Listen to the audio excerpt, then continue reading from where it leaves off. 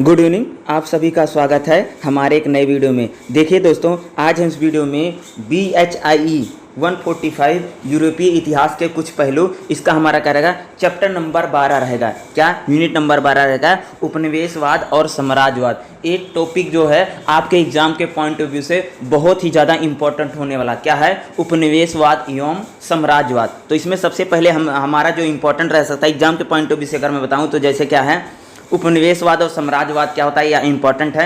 दूसरा, साम्राज्यवाद के सिद्धांत क्या हैं, ये आपके लिए इंपॉर्टेंट हो सकता है, 2 पॉइंट। अगला जो आपका इंपॉर्टेंट रहेगा, उपनिवेशवाद के चरण। सिर्फ हम एग्जाम के पॉइंट ऑफ व्यू से यही सारे जो पॉइंट मैंने बताया, 3 ही पॉइंट इसमें इंपॉर्टेंट है। उपनिवेशवाद और साम्राज्यवाद क्या होता है, साम्राज्यवाद के सिद्धांत बताओ, या उपनिवेशवाद के चरण कौन कौन से होते हैं। चलिए हम इसी को स्टार्ट करते हैं। तो चलिए, अगर आपने चैनल को सब्सक्राइब नहीं किया तो प्लीज़ चैनल को सब्सक्राइब कर लीजिएगा, और इसी तरह की इंस्टेंटिंग वीडियो को अब हमारे चैनल पर आप देख सकते हैं। चलिए हम इस क्लास को शुरू करते हैं। तो सबसे पहले हम देखेंगे, पहला आ जाइए, थोड़ा सा उपनिवेशवाद को देख लेते हैं, आखिर उपनिवेशवाद है क्या। ठीक है, थोड़ा सा देख लेते हैं, सब पता हो जाएगा। देखो, उपनिवेशवाद की प्रकृति का अध्ययन करने से पहले इस शब्द का इतिहास, यानी उपनिवेशवाद को पढ़ने से पहले हमें उपनिवेशवाद क्या होता है या उसके शब्द क्या, उसका मतलब क्या, उसको देखना पड़ेगा। ठीक है, उपनिवेशवाद का सबसे पहले कार्ल मार्क्स और एंगल ने टिप्पणी की, यानी उपनिवेशवाद को लेकर के सबसे पहले कार्ल मार्क्स और जो एंगल हैं, ठीक है, एंजल्स ने टिप्पणी की। उन्होंने आयरलैंड पर औपनिवेशिक यानी वर्चस्व के अधिक के बारे में, यानी आयरलैंड पर जो औपनिवेशिक वर्चस्व था उसके बारे में सबसे पहले कार्ल मार्क्स और फ्रेडरिक एंगल जो हैं, जो उनके कह सकते हैं जो उनके साथी हैं या उनके साथ ही विचारधारा के साथ हैं एंगल, उन्होंने आधिपत्य के बारे में लिखा। मुख्य रूप से आर्थिक दृष्टि से उपनिवेशवाद की पहली आलोचना, अगर मुख्य रूप से देखें तो आर्थिक दृष्टि से अगर देखोगे तो उपनिवेशवाद की पहली आलोचना 19वीं शताब्दी के अंत में, किसने? उपनिवेशवाद की पहली आलोचना 19वीं शताब्दी के अंत में भारत राष्ट्रवादी, यानी भारत के जो राष्ट्रवादी थे, उन्होंने सबसे पहले उपनिवेशवाद की आलोचना किसने की थी? दादा भाई नारोजी, महादेव रानडे, रमेश दास दत्ता, अन्य लोगों ने। यानी भारत के जो राष्ट्रवादी थे, भारतीय राष्ट्रवादियों ने सबसे पहले 19वीं शताब्दी में उपनिवेशवाद की सबसे पहले आलोचना की थी। और कह सकते हैं उपनिवेशवाद को सबसे पहले जो कार्ल मार्क्स है, जो एंगल हैं, इन्होंने उपनिवेशवाद के बारे में सबसे पहले लिखना शुरू किया। ठीक है, तो शुरुआत यहीं से उपनिवेशवाद की होती है। देखो, ईस्ट इंडिया कंपनी द्वारा धन बाहर भेजे जाने का उन्होंने धन की निकासी अथवा अपवाहन की संज्ञा दी। यानी जिस प्रकार से ईस्ट इंडिया कंपनी क्या करती थी, भारत से धन को लेकर के यहाँ जाती थी, ब्रिटेन में जाती थी, क्योंकि अंग्रेज जो होते थे यहाँ पर क्या, अंग्रेज क्या करते थे यहाँ क्या, जैसे रेवेन्यू करते थे, यानी राजस्व कलेक्ट किया करते थे, और राजस्व को सीधा कहाँ ला जाता थे, ब्रिटेन में लेकर के जाते थे, क्योंकि ब्रिटेन का भारत क्या था, उपनिवेश बन गया था। अंग्रेज यहाँ करते थे भैया की, जैसे मान लो कि राजस्व की वसूली की, तो उनको पैसा मिल जाता था, तो जो धन मिलता था वो धन ब्रिटेन ले जाते थे। इसी को ही कह सकते होगी दादा भाई नारोजी और रमेश दत्ता और महादेव रानाल्डे, इन्होंने बोला था कि ये धन की निकासी को बताया था, और बताया था अपवाहन की संज्ञा दी। ईस्ट इंडिया कंपनी लूट खसोट करके, यानी जो ईस्ट इंडिया कंपनी थी वह भारत के धन को लूट खसोट करके गृह शुल्क, यानी जो राजस्व होता है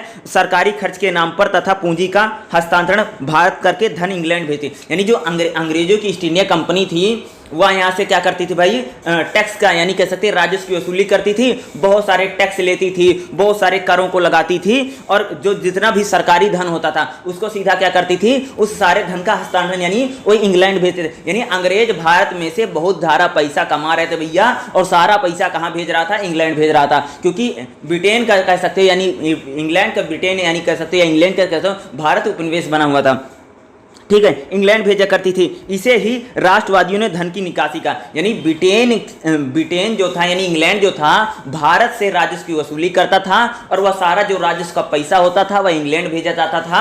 उसी के भारत के राष्ट्रवादियों ने उसको क्या बोला था, धन की निकासी कहा। होब्स ने 1902 में, होब्स से कह रहे हैं, होब्स ने 1902 में अपनी पुस्तक इंपायरलिज्म प्रकाशित की और इस पर प्रकाश डाला। यानी सबसे पहले होब्सन ने सबसे पहले 1902 में उपनिवेशवाद को प्रकाशित किया, उस पर प्रकाश डाला। इस परिघटना को समझने में वित्तीय पूंजीवाद पर लेख लिखे। पूंजीवाद संचय पर रोजा ने अपनी पुस्तक, लेनिन ने भी अपनी काफ़ी सहायता की। लैटिन अमेरिका, अफ्रीका आदि जैसे 1920 से 1930 के दशक में साम्राज्यवादी संबंधी अध्ययन, यानी 1920 से 1930 तक साम्राज्यवाद का अध्ययन किया गया। इससे इस परिघटना को समझने का नया दृष्टिकोण सामने आया। 1960 के दशक में सफल स्वाधीनता आंदोलनों और क्यूबाई और क्रांतियों के कारण उपनिवेशवाद को काफ़ी ज़्यादा धीरे धीरे देखो, जहाँ पर इन लोगों ने यूरोप के देशों ने जिन देशों के अपना उपनिवेश बना रखा था, वहाँ पर स्वाधीनता आंदोलन चलते हैं और उपनिवेशवाद को लेकर के वहाँ पर बहुत सारे लेख लिखे जाते हैं, बहुत सारे लेख लिखे गए, या कह सकते हैं उन उपनिवेशवाद पर बहुत ज़्यादा वहाँ के जो राष्ट्रवादी लेखक थे उन्होंने वहाँ उसको लिखा। इस क्षेत्र में आंद्रे गुडर, फ्रैंक या फराटे या जितने भी थे, इन सभी जितने थिंकर हैं, इन सभी ने क्या कहा, इमैनुअल है या इमैनुअल है, इन सभी ने अपना लिखन, यानी कह सकते हैं उपनिवेशवाद की, कह सकते हैं जितने भी राष्ट्र उपनिवेशवाद का शिकार बने हुए थे, वहाँ के जितने भी राष्ट्रवादी थे या वहाँ के जितने भी लेखक थे, उन्होंने उपनिवेशवाद को लेकर के उसकी तीखी आलोचना की, यानी उसको उपनिवेशवाद को सही नहीं जा ठहरा। भारत के राष्ट्रवादियों ने भी उपनिवेशवाद को लेकर के, जैसे दादा भाई नौरोजी हैं, तमाम लोगों ने इस बात को लेकर के लेखन किया। ठीक, आगे देखिए, डिफेंसी स्कूल यानी निर्भरता सिद्धांत, डिपेंडेंसी जो यानी निर्भरता सिद्धांत की प्रथम धारा विचारकों के अनुसार उपनिवेशवाद के राजनीतिक रूप से स्वतंत्र होने के बावजूद आर्थिक निर्भरता तक बनी रहेगी। यानी उपनिवेशवाद के कारण ही इन्होंने क्या बोला, निर्भरता का सिद्धांत। निर्भरता का सिद्धांत भैया ये बताता है कि जो, ठीक है, जो विकासशील देश हैं उनका इसलिए कह सकते हैं निर्भरता क्या है, इसलिए डेवलप नहीं हो पा रहे हैं क्योंकि वह जो विकासशील देश हैं इसलिए डेवलप नहीं हो रहे क्योंकि वो विकसित देशों पर क्या हैं, डिपेंड हैं। इसी को क्या बोला गया, निर्भरता का सिद्धांत बोला गया। उनके अनुसार बुजुर्गा वर्ग आर्थिक विकास का जिम्मा अपने ऊपर लेने में असक्षम है। यानी जो बुजुर्गा वर्ग है वह कह सकते हैं आर्थिक विकास, यानी पूरी दुनिया का भैया आर्थिक विकास हो या विकासशील देश क्या है, इसका जिम्मा लेने में क्या है, पूरी तरीके से सक्षम नहीं है। समाजवादी क्रांति के द्वारा ही निर्भर अर्थव्यवस्था स्वतंत्र, यानी जब तक समाजवादी क्रांति नहीं होगी तब तक जो जितनी भी अर्थव्यवस्थाएं, जितनी भी गुलाम है वह स्वतंत्र हो सकती हैं। भारत के कारण उन्होंने डिपेंडेंसी स्कूल की विचारधारा पर प्रश्न चिन्ह लगा दिया और जहां स्वतंत्रता बुजुर्गा वर्ग ने पूंजीवाद का विकास किया। यानी भारत में अगर देखो, जहां पर जो बुजुर्गा वर्ग था यानी जो पूंजीपति वर्ग था, उसने यहाँ का देखो स्वतंत्रता में पूंजीवाद का विकास होता है। यानी आगे देखो यहाँ पर इमैनुअल जो बोलते हैं कि इन्होंने जो विश्व व्यवस्था का सिद्धांत देते हैं, इसी प्रकार दूसरा था, उन्होंने एक पूंजी विश्व अर्थव्यवस्था की बात की, इसे केंद्र की परिधि, यानी कह सकते हैं जो यहाँ पर निर्भरता का सिद्धांत है ना, निर्भरता के सिद्धांत में बता रहे हैं कि ठीक है, जिन्होंने कोलिज्म कर रखा था, यानी उपनिवेशवाद बना रखा था। ठीक है, उपनिवेशवाद के कारण क्या होता है कि जितने भी उपनिवेशिक देश थे उनका शोषण किया गया और जिन्होंने उपनिवेश बना रखा था वो धीरे धीरे क्या होते हैं, डेवलप हो जाते हैं, उनका विकास हो जाता है। इसी को परिधि और परिधि वाले देशों में क्या करते हैं, इनको बांटा जाता है। यानी उपनिवेशवाद का क्या होता है, काफ़ी खामियां। देखो, केंद्रीय अर्थव्यवस्था से उच्च उत्पादन से जुड़े हैं जबकि परिधि वाली अर्थव्यवस्था की निम्न, यानी केंद्रीय अर्थव्यवस्था से जो कौन से देश जुड़े थे, जो क्या थे, उच्च मूल्य उत्पादन से जुड़े थे, जबकि परिधि वाले देश कौन थे, जो निम्न प्रौद्योगिकी को शामिल करते। देखो क्या बता रहे हैं कि अगर कोई टेक्नोलॉजी होती थी, जैसे ब्रिटेन है, बड़े बड़े जो देश होते थे जिन्होंने अपने उपनिवेश बना रखे थे, वो जिस टेक्नोलॉजी का यूज करते थे, जब टेक्नोलॉजी खराब हो जाती थी तो दूसरे देशों को, जिन्होंने उपनिवेश बना रखा, उनको दे देते थे। यही कह रहे हैं कि उपनिवेशवाद के कारण क्या होता है, बहुत सारे राष्ट्रों का दमन और शोषण होता है। इस वजह से बहुत सारे जो राष्ट्र होते हैं, बहुत सारी जो कंट्रियां होती हैं, वह अपना विकास नहीं कर पाती हैं। यानी उपनिवेश के बहुत सारे हानिकारक परिणाम निकलते हैं। उपनिवेश, जो भी उपनिवेश देश बनता है, जो जहाँ पर भी, जैसे भारत था, भारत में ब्रिटेन का शासन था तो भारत क्या रहा, कभी भी विकसित नहीं हो सका, पूरी तरीके से हम ब्रिटेन पर निर्भर रहे, यानी हमारा डेवलपमेंट नहीं होगा। बल्कि हमारा ब्रिटेन ने क्या किया, इंग्लैंड ने क्या किया, शोषण ही तो कर रहे थे। हमारे लोग किसानों का शोषण किया, मजदूरों का शोषण किया, हमारे देश की धन संपदा को लूटा, अपने देश में ले गए। यानी कह सकते हैं कि एक प्रकार से हमारी जो डिपेंडेंसी थी वो किस पर, इंग्लैंड पर हो गई। यही यानी उपनिवेशवाद को कह सकते हैं इसका नकारात्मक, यानी इसको बुराइयां इसमें ज़्यादातर देखी गई। और धीरे धीरे जब उपनिवेशवाद चला और आगे चल करके जब जो उपनिवेश देश बने, जैसे भारत में थे, भारत में राष्ट्रवादी आंदोलन होते हैं, इसके बाद जो उपनिवेशिक शक्तियां होती थी उनके खिलाफ जमकर के लेख लिखे गए और इनकी तीखी आलोचना भी की जाने लगी। ठीक है, इसी को निर्भरता सिद्धांत को आधार पर बोला गया। अब अगला हम देखेंगे उपनिवेशवाद के बाद, ये आपके लिए इंपॉर्टेंट रहेगा, कौन सा, देखिए उपनिवेशवाद और साम्राज्यवाद क्या होता है। सबसे पहले इंपॉर्टेंट है, ध्यान से सुनना। देखो, उपनिवेशवाद और साम्राज्यवाद एक ही सिक्के के दो पहलू हैं भैया। उपनिवेशवाद और साम्राज्यवाद एक ही, यानी दोनों एक ही होते हैं। एक तरफ से देखने से यह उपनिवेशवाद है कि दूसरी तरफ से साम्राज्यवाद, यानी एक तरफ से अगर देखोगे तो उपनिवेशवाद ही साम्राज्यवाद लगेगा, साम्राज्यवाद ही उपनिवेशवाद लगेगा, दोनों एक ही जैसे हैं। आधुनिक साम्राज्यवादी देश, ठीक है, जो आधुनिक साम्राज्यवादी देश की तरफ देखने से यह साम्राज्यवाद है, जबकि उपनिवेश की दृष्टि से देखने से यह उपनिवेशवाद है। यानी साम्राज्यवादी देशों से अगर देखोगे तो यह साम्राज्यवाद दिखेगा और उपनिवेश की दृष्टि से देखोगे तो वह उपनिवेशवाद दिखेगा। ब्रिटेन में औद्योगिक पूंजीवाद के समान ही उपनिवेशवाद भी आधुनिक परिघटना थी। यानी ब्रिटेन में जब देखो, ब्रिटेन में क्या होता है, औद्योगिक पूंजीवाद, यानी वहाँ पर भैया बहुत ज़्यादा कंपनी लग जाती है, बहुत ज़्यादा इंडस्ट्री लग जाती है। जब वहाँ ब्रिटेन में बहुत ज़्यादा कंपनी लग गई, बहुत ज़्यादा इंडस्ट्री लग गई, तो उनके वहाँ पर जो उत्पादन होता था, जो चीज़ें बनती थी, उसको कहाँ पर बेचेंगे, इसलिए उन सामानों को बेचने के लिए क्या किया उन्होंने, बहुत सारे दूसरे देशों के बनाया, अपना उपनिवेश बनाया। जैसे ब्रिटेन ने क्या किया, भारत को अपना उपनिवेश बना लिया। यहाँ पर क्या करते थे, उनके वहाँ पर इंडस्ट्रियलाइजेशन हो गया था, औद्योगिकरण, तो उनके वहाँ पर जो उद्योगिकरण हो गया था, वो सारे जो वहाँ पर कपड़े बनते थे या कुछ भी बनता था, वो ला करके भारत में बेचते थे। यानी कह सकते हो ब्रिटेन में औद्योगिक पूंजीवाद के समान ही उपनिवेशवाद भी आधुनिक परिघटना, जैसे ब्रिटेन में औद्योगिकरण होता है, बिल्कुल नई घटना थी, वैसे ही उपनिवेशवाद भी बिल्कुल नई परिघटना कहा जा रहा।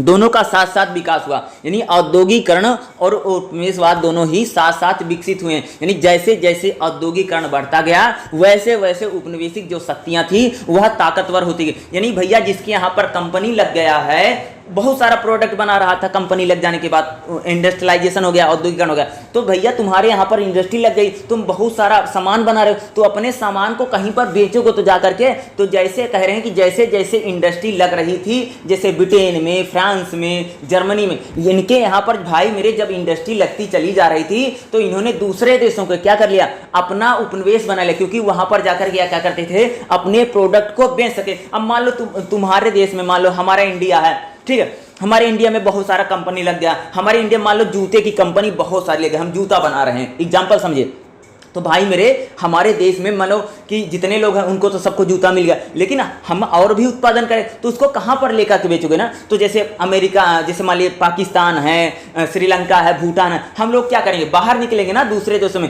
इसी को जैसे जैसे औद्योगिकरण बढ़ रहा था, जैसे जैसे इंडस्ट्रियों में उत्पादन बढ़ा, वैसे वैसे साथ साथ कहते हैं उपनिवेशवाद भी बढ़ता चला जा रहा था। यानी औद्योगिकरण और उपनिवेशवाद दोनों का साथ साथ ही विकास हो रहा था, ठीक है। औपनिवेशिक आधुनिक ऐतिहासिक विकास में उपनिवेशवाद की विशिष्ट ऐतिहासिक चरण का युग है, जिसने परंपरागत अर्थव्यवस्था और आधुनिक पूंजीवादी अर्थव्यवस्था के बीच हस्तक्षेप किया। यानी कह सकते उपनिवेशवाद एक ऐसी चीज थी जिसने अर्थव्यवस्था और आधुनिक पूंजीवाद के बीच में हस्तक्षेप किया। यह पूर्ण रूप से एक सुसंगठित और विशिष्ट सामाजिक व्यवस्था है। यानी जो उपनिवेशवाद होता है क्या है, यह पूर्ण रूप से सुसंगठित और सामाजिक व्यवस्था है, जिसमें अर्थव्यवस्था और समाज पर पूंजी, विदेशी पूंजी वर्ग का नियंत्रण होता है। यानी कह रहे हैं कि जो उपनिवेशवाद क्या होता है, इसमें अर्थव्यवस्था और समाज पर, यानी उपनिवेशवाद किसको कहते हैं, उपनिवेशवाद में भैया अर्थव्यवस्था पर और समाज पर विदेशी पूंजीपति वर्ग का नियंत्रण हो जाएगा। उपनिवेश पर क्या होता है कि हमारे समाज पर और अर्थव्यवस्था पर विदेशी जो पूंजीपति वर्ग होगा उसका नियंत्रण हो जाना, इसको उपनिवेशवाद। उपनिवेश में यह व्यवस्था एक आश्रित और अधीनस्थ सामाजिक, यानी उपनिवेश में यह व्यवस्था क्या होती है, हम आश्रित हो जाएंगे, चाहे हमारा अधीनस्थ किसके, सामाजिक, आर्थिक, राजनीतिक तथा बौद्धिक संरचना के तहत क्रियाशील होती है। देखो जब हमारा उपनिवेश बन जाएंगे तो हमारी क्या होगी, चाहे हमारी सामाजिक व्यवस्था होगी, चाहे हमारी आर्थिक व्यवस्था होगी, चाहे राजनीतिक बौद्धिक होगी, क्या होगी, वह किसी दूसरे के भैया अधीन हो जाएगी।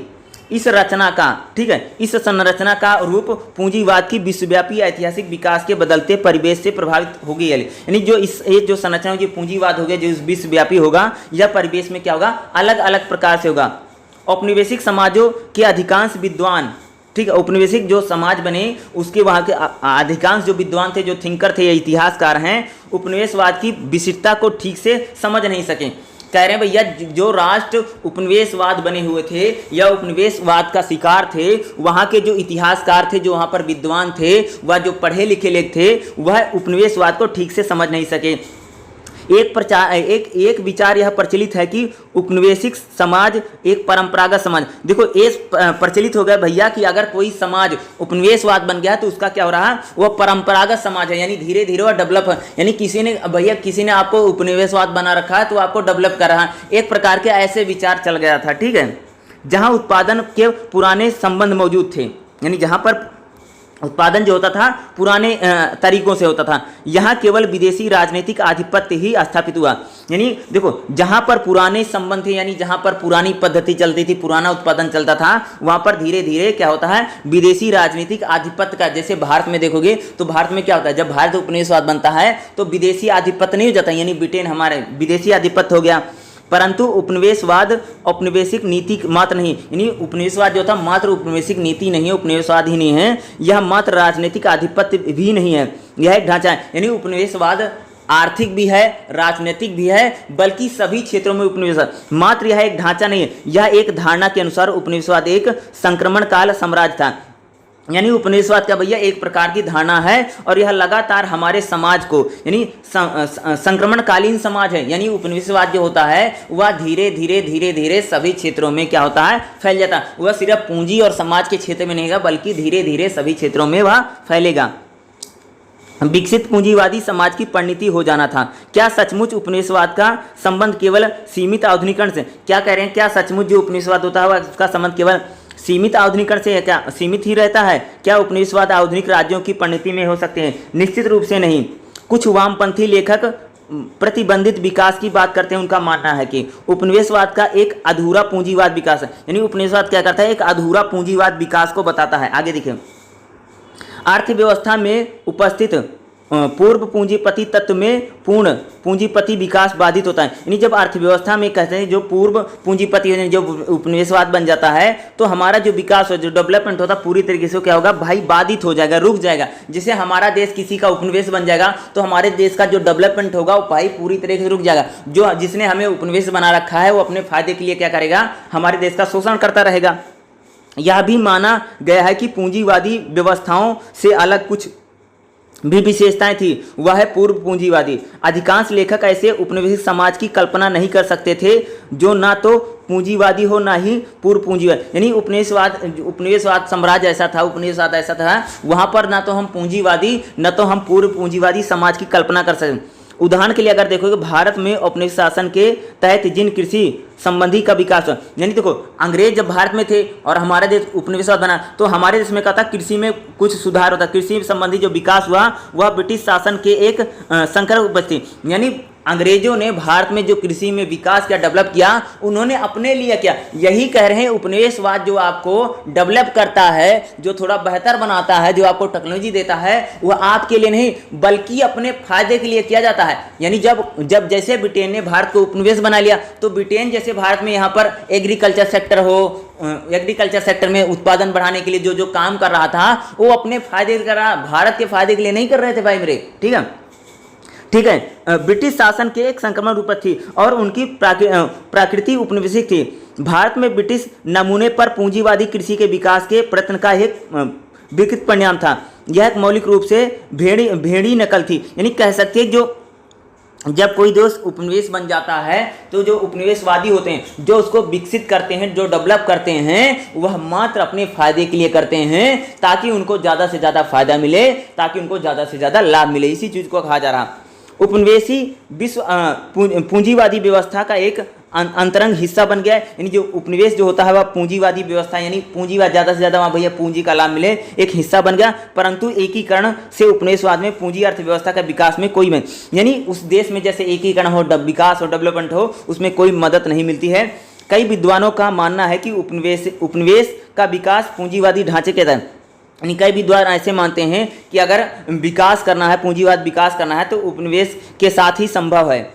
यह भी विश्वास था कि विश्व व्यवस्था होने के कारण पूंजीवाद सभी राष्ट्रों में बुजुर्गवाद व्यवस्था को अपनाने में बात करें, यानी जैसे पूंजीवाद था, ये माना जाता कि जो जितने भी राष्ट्र हैं वह जो बुजुर्गवाद व्यवस्था है उसको अपनाने में बाध्य करेगा, यानी जो इंडस्ट्रियल हैं पूंजीपति उनकी बात की जा रही है। ठीक, हालांकि यह महसूस नहीं किया गया था कि उपनिवेश आधुनिक समाजवादी देशों में जैसे प्रतिबंधित नहीं कर पाएंगे, यानी उपनिवेशवाद अगर देखोगे कि अन्य देशों में प्रतिबंधित नहीं हो पाएगा, ऐसा नहीं सोचेगा। देखो उपनिवेशवाद जो था वह लगातार बढ़ता चला जा रहा था, इसको प्रतिबंधित करना इतना आसान नहीं था। जिस प्रकार आधुनिक साम्राज्यवादी देशों में पूंजीवादी व्यवस्था विकसित हुई, उसी प्रकार से उपनिवेश में भी उनका विकास। देखो कई सारे देशों में क्या था, साम्राज्यवादी देशों में पूंजीवादी, जैसे जैसे पूंजीवादी व्यवस्था विकसित हो रही थी, परंतु पूंजीवाद का उस तरह से विकास नहीं हो रहा था। पुराने ढांचे नष्ट कर दिए गए, परंतु नए ढांचे ने विकास को प्रोत्साहित नहीं किया। इसकी बजाय इस व्यवस्था ने मार्ग को बाधा, यानी जो उपनिवेशवाद है वह पूंजीवाद में और डेवलप करने में क्या एक प्रकार का बाधा अवरोध किया।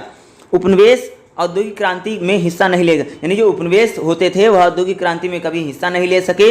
इस प्रकार साम्राज्यवाद ने उत्पादन के क्षेत्र में पूंजीवाद संबंध तो विकसित किए, यानी जो साम्राज्यवाद होता था वो क्या करता था भाई, उत्पादन के क्षेत्र में पूंजी। देखो उपनिवेशवाद का मतलब होता है कि जब हम किसी देश को गुलाम बना लेते हैं, अपना आधिपत्य जमा लेते हैं, तो हम क्या करते हैं, वहाँ पर कृषि हो, एग्रीकल्चर सेक्टर हो, जो सारा उत्पादन होता है हम अपने लाभ के लिए करते हैं। साम्राज्यवाद में क्या होता है कि जब हमें किसी भी देश के भूभाग को जीत लेते हैं, जब हम किसी कंट्री को जीत लेते हैं और अपने देश में मिला लेते हैं, तो हम क्या करते हैं, उसका पूरा विकास करते हैं, उसका पूरा डेवलपमेंट। लेकिन उपनिवेशवाद में क्या होता है, विकास तो किया जाता है लेकिन वो बहुत लिमिटेड विकास होता है, बहुत पूंजीवादी ही विकास होता है, यानी अपने फायदे के लिए विकास। लेकिन जब साम्राज्यवाद आता है तो साम्राज्यवाद क्या होता है कि एक प्रकार से आपका पूंजी पूरा विकास करेगा, पूरा डेवलपमेंट करेगा, क्योंकि वह पूरी वहाँ की जो समाज होगा, जो सोसाइटी होगी, उसका भी पूरी तरीके से वह क्या करता है, विकास होगा। ठीक है,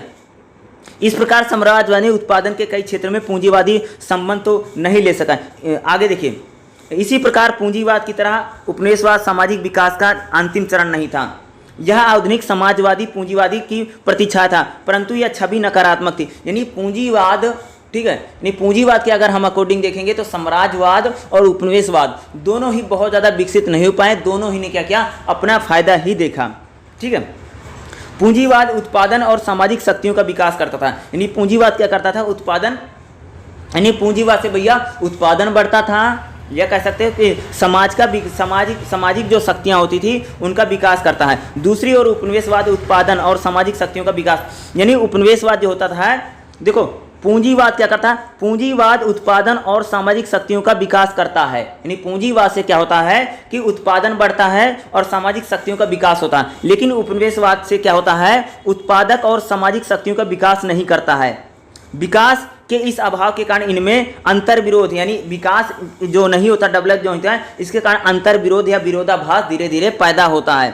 ये आपके लिए इंपॉर्टेंट था, जो मैं बता रहा हूँ सभी के सभी इंपॉर्टेंट हैं, इनको थोड़ा सा आप क्या कीजिए, समझते चलिए, जितना भी मैं आपको इजी लैंग्वेज में बता रहा हूँ, ताकि इन चीज़ों को समझने का भाई मेरे प्रयास कीजिए जो मैं चीज़ें बता रहा हूँ। ठीक है, अगला जो हमारा रहेगा, साम्राज्यवाद के सिद्धांत क्या हैं। जो साम्राज्यवाद होता है उसके सिद्धांत कौन कौन से हैं, ठीक है, उसके थोड़ा हम सिद्धांतों को देख लेते हैं। देखो देख लेता हूँ, इसमें साम्राज्यवाद के सिद्धांतों को देखते हैं, क्योंकि ये आपके लिए थोड़ा सा इंपॉर्टेंट हो सकता है भाई, साम्राज्यवाद के सिद्धांत क्या हैं। ठीक है, साम्राज्यवाद की अवधारणा या सिद्धांत इंपॉर्टेंट है। ठीक है, देखो ये ज़्यादातर अर्थशास्त्री और इतिहासकार थे जो साम्राज्यवाद की परिघटना को समझने का प्रयत्न कर रहे थे। ज़्यादातर जो अर्थशास्त्री थे, जो इतिहासकार थे, वो साम्राज्यवाद को समझने की कोशिश कर रहे थे। ज़्यादातर जो इतिहासकार उस समय जो इतिहासकार थे, या उन्होंने समाजवाद को समझने की कोशिश की। उस समय इस शताब्दी के आरंभ में सभी प्रमुख बुद्धिजीवियों पर मार्क्सवादी विचार का प्रभाव होने के कारण, यानी उस समय क्या होता था, जितने भी बुद्धिजीवी होते थे उन पर क्या मार्क्सवादी विचारधारा का प्रभाव होने के कारण वह स्वाभाविक रूप से साम्राज्यवाद के विकास की आर्थिक व्यवस्था ढूंढ। देखो क्या होता, जब साम्राज्यवाद आया तो साम्राज्यवाद में क्या होता, उस टाइम क्या, ज़्यादातर जो विचारक थे, ज़्यादातर जो बुद्धिजीवी थे, उन पर मार्क्सवादी विचारधारा थी। और जो ये साम्राज्यवाद था उसमें क्या, किन चीज़ों को ढूंढा जा रहा था, आर्थिक व्यवस्था को ढूंढ रहे थे। यानी जितने भी थिंकर हैं, जितने भी लेखक हैं, या जितने भी बुद्धिजीवी लोग थे उस टाइम, कह सकते हैं कि मार्क्सवादी विचारधारा थी, तो सभी लोग साम्राज्यवाद में आर्थिक व्याख्या कर रहे थे, यानी साम्राज्यवाद की आर्थिक व्याख्या की जा रही है। ठीक है, कार्ल मार्क्स ने स्वयं साम्राज्यवाद की अवधारणा विकसित नहीं की, परंतु पूंजीवादी उत्पादन पद्धति अपने तरीके से विश्लेषण में उन्होंने इसकी तरफ इशारा किया। यानी जो कार्ल मार्क्स हैं वह स्वयं ही साम्राज्यवाद की विकसित नहीं की, यानी उन्होंने साम्राज्यवाद की जो धारणा होती, जो अप्रोच है, उसको बहुत ज़्यादा बताया नहीं, लेकिन उसने पूंजीवादी उत्पादन यानी पूंजीवादी उत्पादन होता है उसके तरीकों का उसने जरूर विश्लेषण किया। यानी कार्ल मार्क्स जो थे उन्होंने भी साम्राज्यवाद की अवधारणा को बहुत ज़्यादा बताया नहीं या उसको विकसित नहीं किया, परंतु जो उत्पादन की पद्धति होती है पूंजीवादी उत्पादन, उस पर जरूर साम्राज्यवाद की अवधारणा को विकसित नहीं की। ठीक है, उसने सिर्फ क्या किया, इशारा ही किया। अपनी पुस्तक कैपिटल में मार्क्स ने बताया कि पूंजीवादी उत्पादन पद्धति मजदूरों के अधिशेष मूल्य से पर आधारित है। यानी कैपिटल में मार्क्स ने बताता है कि जो उत्पादन पद्धति है मजदूरों को अधिशेष, यानी जो मजदूर का, यानी कह सकते हैं जो अधिशेष का मतलब बचा हुआ जो होता है, मजदूरों से प्राप्त जो अधिशेष होता है बनी वस्तुओं का बाजार की तलाश करना। यानी कह रहे हैं जब बहुत ज़्यादा उत्पादन किया जाता है, जब उत्पादन अधिक हो जाएगा, मान लीजिए कि हमारे देश में मान लीजिए हमें प्रोडक्ट बनाना है, मान लीजिए हमारे देश में आपूर्ति हो गई, तो आपूर्ति होने के बाद सभी लोगों को चीज़ें मिल गई, उसके बाद जो अतिरिक्त चीज़ें बचेगी उसको, वो जो अतिरिक्त चीज़ बनी अधिशेष जो बचेगा उन वस्तुओं के लिए बाजार की तलाश करना की बात कर रहे हैं। ठीक है, साम्राज्यवाद क्या करता है, जैसे आपने कोई प्रोडक्ट बना, कोई उत्पादन किया है, तो आप अपने देश में आपने उसका सभी कैसे बंटवारा हो गया, सभी लोगों को मिल गया, सही चला। लेकिन जो आपको अतिरिक्त सामान बचेगा उसके लिए क्या करते हैं, बाजार की तलाश करने की बात करते हैं। कौन कहता है, कार्ल मार्क्स। J.S. हॉब्सन ने अपनी पुस्तक में पहली बार इस विषय को विस्तार से सामने रखा। हॉब्सन ने एक अंग्रेजी अर्थशास्त्री था जो शुद्ध रूप से मार्क्सवादी नहीं था। क्या था, ये मार्क्सवादी नहीं थे। ठीक है, ये मार्क्सवादी हॉब्सन। ठीक है, इंग्लैंड की राजनीति में वह उस विचारधारा का अनुसरण करता था जहां उदारवादी राजनीति लेबर में सम्मिलित थी। बाद में साम्राज्यवाद संबंधी उसका विचार लेबर पार्टी का आधिकारिक, क्योंकि वहाँ पर लेबर पार्टी और जो होती थी उसका मिश्रित हुआ। उसने दिखाया कि जिन देशों में पूंजीवाद का विकास हुआ था, उसने क्या बताया, जिन देशों में पूंजीवाद का विकास हुआ था वह किस प्रकार राष्ट्रीय आय का असमान वितरण, यानी जिन देशों में भैया पूंजीवाद चला था वहाँ पर जो राष्ट्रीय आय होती थी उसमें असमान वितरण हुआ। यानी वहाँ पर जो आदमी, जहाँ पर पूंजीवाद रहा वहाँ पर भैया किसी के पास पैसा है तो बहुत ज़्यादा हो गया, कोई गरीब है तो गरीब है, यानी पूंजी का असमान वितरण हुआ है।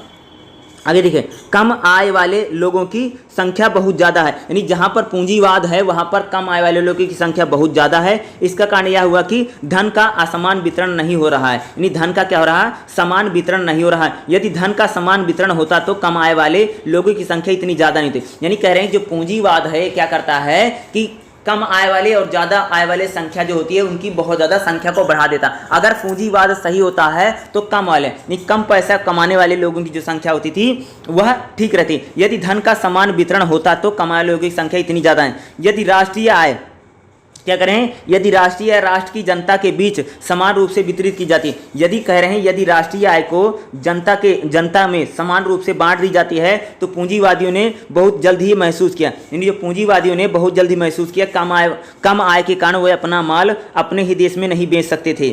क्या थे, लोगों की जब कम आय होती थी तो अपना माल क्या होता भैया, अपने ही देश में नहीं बेच सकते थे। मान लो जैसे भारत में उत्पादन होता, लेकिन हमारे देश में क्या है, लोगों की आय बहुत कम है, लोगों के पास पैसा ही नहीं है, तो हमारे प्रोडक्ट को कैसे खरीदेंगे। मान लीजिए जैसे हमारे तो प्रोडक्ट को जान लीजिए जैसे हमारे देश में इंडस्ट्री लगी है, लेकिन हमारे देश में जो लोग हैं वो बहुत गरीब हैं, तो हमारी इंडस्ट्री जो लगी है, जो प्रोडक्ट बना रही है, हमारे प्रोडक्ट को हमारे देश के ही लोग नहीं खरीद पाएंगे। ठीक है, यही बात कही जा रही है। ठीक है, पूंजीवादियों ने बहुत जल्द महसूस किया कि कम आय के कारण वे अपना माल अपने ही देश में नहीं बेच सकते थे। इसके बाद वे अन्य यूरोपीय बाजार ढूंढे, यानी क्या होता है धीरे धीरे क्या करते हैं, वे अन्य बाजारों को, यानी भैया अपने देश में सामान बिक नहीं सकता था क्योंकि लोग बहुत गरीब हैं, सबकी आय समान नहीं, तो बाहर जाकर के बाजार ढूंढने लगे। परंतु वह भी देश औद्योगिकृत हो गए, यानी जहाँ पर भैया बाजार ढूंढने गए थे वह भी देश क्या हो गए थे, औद्योगिक, उनके वहाँ पर भी उद्योग धंधे लग गए थे। वहाँ पर प्रतियोगिता का सामना, यानी उनको कंपटीशन का सामना करना पड़ा। जब ये गए परिणाम स्वरूप वह उन देशों की ओर उन्मुख होंगे जिनके पास अपना कोई उद्योग नहीं, यानी कहते भाई जिन देशों में व्यापार करने गए तो वहाँ पर कंपनी लग गई थी, वहाँ पर कंपटीशन, फिर उन्होंने क्या सोचा कि ऐसे देशों में चलते हैं जहाँ पर उद्योग धंधे नहीं, जहाँ पर औद्योगिक क्रांति नहीं थी या कोई उद्योग नहीं था, जो उनकी खुद की रक्षा खुद नहीं कर सकते थे, उस देशों की ओर अब जाएंगे। हॉब्सन के अनुसार साम्राज्यवाद के विस्तार के पीछे पूंजीवादियों द्वारा ज़्यादा से ज़्यादा मुनाफा कमाना उनकी शक्ति थी। यानी कह रहे हैं साम्राज्यवाद विस्तार के पीछे क्या था, जो पूंजीवादी थे वो ज़्यादा से ज़्यादा मुनाफा कमाना चाहते थे, इसलिए उन्होंने साम्राज्यवाद का क्या किया, विस्तार किया। ठीक है। पूंजीवादियों ने पाया कि अपने ही देश में मुनाफा नहीं कर पाएंगे, इसलिए वह मजबूर होकर के दूसरी जगह निवेश करने का प्रयत्न। इन्होंने सोचा भैया कि हम अपने देश में तो कुछ कर नहीं पाएंगे, क्योंकि यहाँ पर पूंजी का असमान वितरण है, कोई अमीर है कोई गरीब है, तो हमें बाहर जाकर के दूसरे देशों को देखना पड़ेगा, और जहाँ पर हम पूंजी का या अपने प्रोडक्ट को बेच सकें या पूंजी का निवेश कर सकें। अंत में निष्कर्ष प्रस्तुत करते हुए हब्सन ने लिखा कि साम्राज्यवाद का जन्म पूंजीवाद की प्रकृति है। यानी कह रहे हैं भैया जो साम्राज्यवाद का जन्म होता है वह पूंजीवाद से होता है। कह रहे हैं पूंजीवाद से क्या होता है, साम्राज्यवाद का जन्म हुआ। इंपॉर्टेंट है। यह पाया गया कि साम्राज्यवाद विकसित पूंजीवाद की विशेषता है। यानी कह रहे हैं जो साम्राज्यवाद होता है वह जब पूंजीवाद का विकास होता है तो पूंजीवाद के विकास होने से साम्राज्यवाद बढ़ेगा। विकसित के बाद या पूंजीवाद की परिघटना के अनेक विश्लेषण, यानी पूंजीवाद को कह सकते हैं कि या विकास को कई रूप में विश्लेषण किया जा सकता है। कुछ विश्लेषकों ने दावा किया कि पूंजीवाद का अंतिम और सर्वाधिक पतनशील चरण है। यानी कुछ विश्लेषक बताते हैं कि जो पूंजीवाद था उसका अंतिम और पतनशील चरण है साम्राज्यवाद के युग में। ठीक है, साम्राज्यवाद के युग के आगमन के साथ पूंजीवाद और प्रगतिशील भूमिका समझ, जैसे जैसे साम्राज्यवाद का युग का आगमन होता है वैसे साथ ही पूंजीवाद जो होता है उसकी भूमिका जो थी धीरे धीरे क्या हो गई भाई मेरे, खत्म हो गई। आगे देखो, इल्विलियन ने एक बैंकर और पेशेवर अर्थशास्त्री ने साम्राज्यवाद का एक महत्वपूर्ण सिद्धांत स्थापित किया। अपनी पुस्तक में वो लिखते हैं कि उस प्रकाशित हुई इस समय तक औद्योगिक उत्पादन के मामले में संयुक्त राज्य अमेरिका जैसे जर्मनी ब्रिटेन को पीछे छोड़, नहीं भैया अमेरिका ज्यादा उत्पादन में क्या जर्मनी और ब्रिटेन को पीछे छोड़ दिया था। हैटिंग ने पाया कि इन दोनों देशों में औद्योगिक पूंजी को फैलाने और उस पर नियंत्रण स्थापित करने में बैंक जो कि वित्तीय पूंजी का प्रतिनिधित्व रखते थे अग्रणी भूमिका अदा कर रहे हैं। हालांकि ब्रिटिश बैंक इस प्रकार की कोई भूमिका नहीं, यानी कह सकते हैं कि पूंजी को बढ़ाने में जो बैंक थे वह बहुत महत्वपूर्ण भूमिका अदा कर रहे थे। ठीक है, लेकिन ब्रिटिश बैंक इस प्रकार का नहीं कर रहे थे, परंतु पूरे औद्योगिक विश्व में वित्त और औद्योगिक पूंजी आपस में विलय की प्रवृत्ति बढ़ी थी, इससे एकाधिकार की प्रवृत्ति आई। हेल्फर्ड डिंग के अनुसार आधिकारिक पूंजीवादी, देखो यहाँ पर करें जो पूंजीवाद है वो पूंजीवाद को बढ़ाएंगे कैसे, क्योंकि यहाँ पर जो बैंकिंग सेक्टर है वो क्या कर रहा था भाई, इनको मदद कर रहा था। ठीक है, यानी बैंकिंग जो सेक्टर है उनको क्या कर रहा था, हेल्प कर रहा था, और बैंकिंग सेक्टर जो होता था उनकी मदद कर रहा था। ठीक है, देखो सुरक्षित पूंजी निवेश कर सकते थे और अपने उत्पादन के लिए बाजार नहीं सुरक्षित पूंजी का निवेश हो सकता था और अपने बाजार के लिए माल कर सकते थे।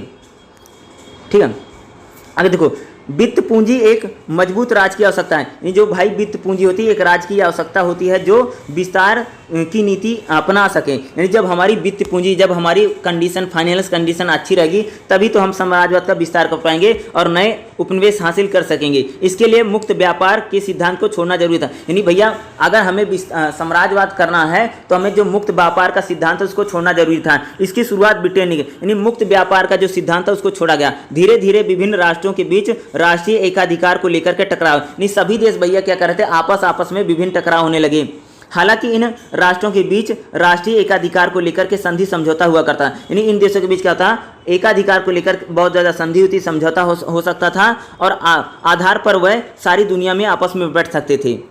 इनके पास कोई अंतिम समझौता नहीं होना चाहिए था क्योंकि वह अस्थायी होगा और मौके मिलते ही कोई राष्ट्र अपना एकाधिकार को क्षेत्र में बढ़ाने में कोशिश कर सकता था। यानी साम्राज्यवाद का यानी कह सकते हैं विस्तार करने के लिए पूरी तरीके से आश्वस्त हो रहे थे। इस मनोवृत्ति के कारण बड़े राज्यों की आर्थिक प्रतिस्पर्धा के अंत में युद्ध को जन्म दिया। यानी कह सकते हैं कि धीरे धीरे जो आर्थिक स्पर्धा बढ़ रही थी, यानी साम्राज्यवाद धीरे धीरे बढ़ा रहे हैं। यानी ब्रिटेन के यानी यूरोप के जितने भी देश थे भाई मेरे, ये सभी साम्राज्यवादी शक्तियाँ थी और अपने साम्राज्यवाद को बढ़ाने के लिए कुछ भी कर सकते थे। ठीक है, हालांकि यह इस कहानी का नकारात्मक पक्ष है। इसके अलावा एक अधिकार पूंजीवादी सकारात्मक भूमिका का भी उल्लेख किया गया है। नए क्षेत्रों में पुराने सामाजिक संबंधों पूरी यानी जो नए क्षेत्र होते थे उनमें जो सामाजिक संबंध थे वो पूरी तरह बदल गए। इन बिना इतिहास वाले राष्ट्रों में हजारों सालों से चली आ रही कृषि व्यवस्था भी परिवर्तित किया। यानी कह सकते जब इन्होंने साम्राज्यवाद किया, जिनको अपना साम्राज्यवाद में जिन देशों को मिलाया था वहाँ पर कृषि व्यवस्था में परिवर्तित किया। स्वयं पूंजीवादी ने धीरे धीरे उत्पीड़ित जनता तथा उनकी अपनी स्वतंत्रता के लिए हथियार और तरीके बताए। यानी जो पूंजीवादी थे उन्होंने धीरे जो पीड़ित जनता थी उनको अपनी स्वतंत्रता तथा हथियार के उन्होंने क्या तरीके बताए। इस इस प्रकार से समझ स्पष्ट है कि मार्क्स ने पूंजीवाद को पुनर्जीवित देने में भूमिका अदा की या गलत समझ पैदा की। भारत में दादा भाई नारोजी, लैटिन अमेरिका में आंद्रे गुडर फ्रैंक ने उपनिवेशवाद पर साम्राज्यवाद के नकारात्मक प्रभाव का अध्ययन करते हुए इस समझ का जमकर विरोध किया था। यानी जिस प्रकार से साम्राज्यवाद होता था उसका एक प्रकार से कह सकते हैं उसका विरोध किया गया, यानी जो कह सकते थे हो रहे थे। रोजा साम्राज्यवाद की तीसरी बड़ी सिद्धांतकार हैं, जिन्होंने 1913 में अपनी पुस्तक में लिखा है। उन्होंने इस प्रक्रिया का उल्लेख किया है कि जिस तरह से विकसित शक्तियों ने अभी तक विश्व में बचे हुए पूंजीवादी बाजारों पर नियंत्रण, जो गैर पूंजीवादी बाजार थे उन पर क्या था, नियंत्रण कर लिया और उन्होंने उनको गरीब बना दिया। उन्होंने बताया कि अल्प विकसित और गैर यूरोपीय देशों में पूंजी का निर्यात से औद्योगिक विकास नहीं हो सका है। पूरी दुनिया में एक कृत्रिम श्रम विभाजन हो जाता है जो अल्प विकसित देशों में हमेशा के लिए प्राथमिक उत्पाद के लिए बाध्य, यानी कह सकते हैं उत्पादन उतना नहीं हो रहा था। आगे देखिए यहाँ पर क्या करें, ये इंपॉर्टेंट रहेगा। देखो जब तक पूंजीवाद रहता है तब तक अधिशेष पूंजी का उपयोग कभी जनता का जीवन स्तर उठाने के नहीं किया जा सकता है, क्योंकि इससे पूंजीवाद के मुनाफे में कमी होगी। इसके बदले उसका उपयोग बाहर पूंजी का निर्यात करके मुनाफा बढ़ाने के लिए किया जाता था। खास तौर पर यह पूंजी निर्यात पिछड़े देशों में होगा। पूंजी के निर्यात की ज़रूरत बढ़ेगी क्योंकि कुछ देशों में पूंजी का अधिक परिपक्व हो गए हैं और कृषि के पिछड़ेपन और जनता के गरीबी के कारण पूंजी के लाभदायक। कैनिक कह रहे हैं कि जिन्होंने इनको अपना उपनिवेश बनाया उन उपनिवेशों को क्या करना था, थोड़ा डेवलप करना था, थोड़ा विकसित करना था, ताकि वहाँ पर पूंजी का निवेश करना, यानी अपने देश में वो क्या भाई मेरे पूंजी का निवेश नहीं करना चाहते थे, क्योंकि अगर अपने देश में पूंजी का निवेश करेंगे तो उससे बहुत बड़ा लाभ उनको नहीं मिलने वाला था। ठीक है, लेनिन ने अपनी पुस्तक में यह प्रतिपादित किया कि दुनिया के बंटवारे के लिए, यानी लेनिन क्या बताते हैं अपनी बुक में, ये बताता है कि दुनिया में बंटवारे के लिए उपनिवेशिक प्रभाव वाले तथा वित्त पूंजी का कारण क्या था, पुनर्निर्मित होते और विश्व युद्ध लड़ा जा रहा था। यह एक साम्राज्यवादी युद्ध था, यानी जो दो विश्व युद्ध लड़े थे इसको क्या बोल रहे हैं, एक प्रकार का साम्राज्यवादी युद्ध बोलते हैं। यानी फर्स्ट वर्ल्ड वार और सेकंड वर्ल्ड वार को क्या बोला जाता है, साम्राज्यवादी। यानी ये लोग सभी लोग क्या करना चाहते, अपने साम्राज्य का विस्तार करना चाहते थे। ठीक है, 20वीं शताब्दी के आरंभ में साम्राज्यवाद के सिद्धांतकार इन्हीं आधारभूत मुद्दों पर बल दे रहे थे। हालांकि अधिक से अधिक मुनाफा कमाने के लिए अल्प विकसित देशों को पूंजी के निर्यात की अवधारणा को उस लोगों ने चुनौती दी जिन्होंने यह पाया कि वास्तविकता में आधुनिक औद्योगिक देश अपनी अधिकांश शेष पूंजी अल्प विकसित दुनिया को नहीं बल्कि अधिक औद्योगिकरण क्षेत्र में निर्यात कर रहे थे। यानी वो जिनको उन्होंने उपनिवेश बनाया था वहाँ पर नहीं अल्प विकसित दुनिया में नहीं बल्कि औद्योगिक क्षेत्र में निर्यात कर रहे थे। ब्रिटेन पर यह बात खास करके लागू होती है। 1914 में पहले ब्रिटिश निर्यातक का लगभग 20% ही भारत सहित सभी ब्रिटिश उपनिवेशों में निवेश किया जाता था और 20% दक्षिण अमेरिका में प्रमुख निवेशक खास तौर पर यूरोपीय और उत्तरी अमेरिका के अन्य पूंजी देशों में किया। 1914 में अगर देखोगे कि पहले पुनः दो विश्व युद्धों के बीच कम से कम 1/3 हिस्सा सरकारी ऋणों में गारंटी के साथ होता, यानी कह सकते हैं कि जो पूरा निवेश होता था, यानी जो साम्राज्यवाद था, उन्हीं पर पैसे को ज़्यादा से ज़्यादा क्या कर रहे थे, खर्च कर रहे थे। 1929 की महाबंदी के बाद साम्राज्यवाद संबंधी लेखक में एक नई प्रवृत्ति हुई। 1931 में देखोगे कि अपने आरंभिक वर्षों में सुमीर पीटर जर्मन में रहते हैं और उन्हें अपने लेख किया, जिसके बाद वह संयुक्त राज्य अमेरिका चले गए। वहाँ पर उन्होंने अपना लेख कार्य अंग्रेजी में करना। वह जर्मन के जुंकर वर्ग से बहुत प्रभावित थे। जुंकर एक सामंती भूपति वर्ग था जिसने 19वीं शताब्दी के अंत तथा 20वीं शताब्दी के आरंभ में जर्मन में राजनीतिक और आर्थिक जीवन में महत्वपूर्ण भूमिका निभाई। उन्होंने यह भी बताया कि ब्रिटेन द्वारा उत्तरी अमेरिका में साम्राज्यवाद की स्थापना की समानता कुलीन तंत्र है। जिस प्रकार से कह सकते हैं, देखो जो उपनिवेशवाद था पहले अलग प्रकार से उपनिवेश था, लेकिन जो उपनिवेशवाद जब यहाँ पर पूंजीवाद धीरे धीरे धड़ाम होगा तो उपनिवेशवादी जो ताकतें होंगी वह धीरे धीरे कमज़ोर होती चली जाएंगी। यानी कह रहे हैं जो उपनिवेशवादी ताकतें हैं वह धीरे धीरे क्या होंगी भाई मेरे, वो कमज़ोर होती चली जाएंगी। यानी जितनी भी उपनिवेशिक ताकतें हैं, ठीक है, उपनिवेशिक जो ताकतें होती थी वह धीरे धीरे कमज़ोर होती चली जाएंगी और एक प्रकार से उनमें क्या होगा कि एक प्रकार से क्या होगा, धीरे धीरे जो उपनिवेशवाद होगा आगे चल करके वह धीरे धीरे समाप्त हो। क्योंकि फर्स्ट वर्ल्ड वार और सेकंड वर्ल्ड वार के बाद क्या होगा कि उपनिवेश की जो शक्तियाँ होती बहुत ज़्यादा कमज़ोर पड़े, क्योंकि पूंजीवाद कमज़ोर होगा तो ये भी कमज़ोर ही हो जाएंगे। ठीक है, वही चीज़ यहाँ पर बताया गया है। ठीक है, अगला जो हमारा रहेगा इंपॉर्टेंट रहेगा, क्योंकि अगला पॉइंट ज़्यादा इंपॉर्टेंट है, हम वहीं पर चलते हैं। एग्जाम के पॉइंट ऑफ व्यू से बहुत ज़्यादा इंपॉर्टेंट है। अगला जो पॉइंट हमें बताना है वो मैं आपको बताता हूँ, उपनिवेशवाद के चरण क्या हैं। ये एग्जाम के पॉइंट ऑफ व्यू से बहुत इंपॉर्टेंट है, ठीक है। जो मैं बोल रहा हूँ उपनिवेशवाद के चरण एग्जाम के पॉइंट ऑफ व्यू से बहुत ज़्यादा इंपॉर्टेंट है, ठीक है। मार्क्स ने अपने लेखन में उपनिवेशवाद के 2 चरण, यानी कार्ल मार्क्स ने उपनिवेशवाद के 2 चरण, एकाधिकार बाजार तथा मुक्त व्यापार, यानी एकाधिकार व्यापार का मतलब होता है कि व्यापार करने में एक समान अधिकार जैसे था, फिर मुक्त व्यापार इसको बोलते हैं। अपनी पुस्तक इंडिया टुडे में रजनी पद्म दत्त ने भी इसका तीसरा चरण जोड़ा है, जिसमें वित्तीय साम्राज्यवाद कहा है। तीसरा चरण कौन है? एकाधिकार व्यापार है, फिर क्या बोला? मुक्त व्यापार। फिर उन्होंने अगर देखोगे रजनी पद्म दत्त क्या बोलती हैं कि वित्तीय साम्राज्यवाद कहा है। यह लेनिन के दर्शन पर आधारित है। समीर अमीर कुछ विद्वानों के अनुसार यह तीसरा चरण ही उपनिवेशवाद को जन्म, यानी तीसरा चरण ही क्या देता है? उपनिवेशवाद को जन्म देगा, वित्तीय साम्राज्यवाद, ठीक है। वित्तीय साम्राज्यवाद ही उपनिवेशवाद को जन्म देता है, ज़्यादा मानते हैं। विभिन्न चरण अपने शुद्ध रूप में मौजूद हैं, यानी जो विभिन्न चरण होते हैं अपने शुद्ध रूप में मौजूद नहीं होते हैं, ना ही इन चरणों में कोई बहुत भेद है। यानी कह सकते हैं जो 3 चरण बताए गए हैं उपनिवेशवाद के, इन तीनों चरणों में बहुत ज़्यादा भेद नहीं, बहुत ज़्यादा डिफरेंस नहीं है, ठीक है। प्रत्येक उपनिवेश में इन चरणों की समय अवधि में अंतर होता है, यानी जो प्रत्येक उपनिवेश होते हैं उनमें समय अवधि, यानी कब कौन सा चरण आएगा, कब कौन सा चरण आएगा, उसमें बहुत ज़्यादा अंतर है। कुछ देश केवल एक या 2 चरण से ही गुजरते हैं। कई बार जो कुछ उपनिवेश होते हैं या 1 या 2 चरण से ही गुजरेंगे, वहाँ पर अन्य चरण विकसित नहीं होते हैं। उदाहरण के लिए भारत में तीसरे चरण की शुरुआत नहीं हो सकी। अगर देखोगे तो भारत में जो होता है वह, अगर देखोगे साम्राज्यवाद, वित्तीय साम्राज्यवाद की जो चरण उसकी विकसित नहीं हो सका, जबकि मिस्र में पहले और दूसरे चरण विकसित नहीं हुए, और बल्कि तीसरा चरण, इंडोनेशिया में दूसरा चरण ही देखने को मिलता है। यानी जो साम्राज्य उपनिवेशवाद के जो चरण है, 3 चरण हैं, किसी देश में पहला चरण देखने को मिला, किसी में दूसरा, यानी सभी देशों में तीनों चरण नहीं देखने को मिलते हैं, यानी उपनिवेशवाद के जिन चरणों की हम चर्चा करेंगे, ठीक है।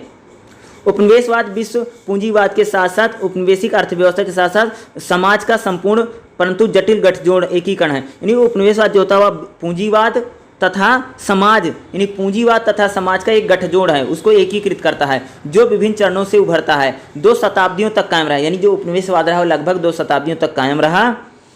समय के साथ साथ अधीनता का स्वरूप बदलता गया, परंतु उपनिवेश की अधीनता बरकरार है। यानी समय के साथ साथ जो अधीनता होती है उसका स्वरूप है, लेकिन जो उपनिवेशवाद होता है वह बरकरार रहा, जैसे ही अधिशेष वसूली या अधीनता का स्वरूप था, ठीक है, बदलता रहा।